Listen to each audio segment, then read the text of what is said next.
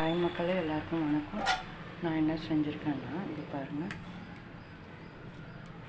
சௌ போட்டு கொஞ்சமாக வேணும் குழம்பு அப்படின்னு யோசிக்கிறவங்க டக்குன்னு வேகணும். அதுக்கு பாசி பருப்பு தான், பைத்தம்பருப்பு, இந்த வெஜிடபிள் சௌ காயும் ஒன்றாவே அரிஞ்சு போட்டேன். இதுக்கு பூண்டு ஒரு 4 பல்லு தட்டி எடுத்துக்கினேன். வெங்காயம் பொடியாக நறுக்கினேன். இதில் வேகும்போது சின்ன வெங்காயம் ஒரு 4 போட்டுக்கினேன் கட் பண்ணி. தக்காளி, பருப்பு, இந்த வெஜிடபிள் இதெல்லாமே ஒன்றா வேக வச்சுட்டேன்.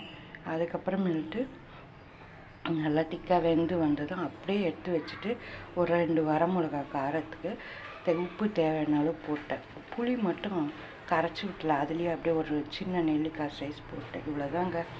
ஈஸியாக இது பேஷண்ட்டு கூட சாப்பிட்லாம் இந்த மசாலா வச்சு சாம்பார். ஓகே, சப்போர்ட் பண்ணுங்கள், சப்ஸ்கிரைப் பண்ணுங்கள், இருந்தாலும் கமெண்ட் செக்ஷனில் சொல்லுங்கள். உங்களோட ஒவ்வொருத்தரோட சப்போர்ட் ரொம்ப ரொம்ப முக்கியம்.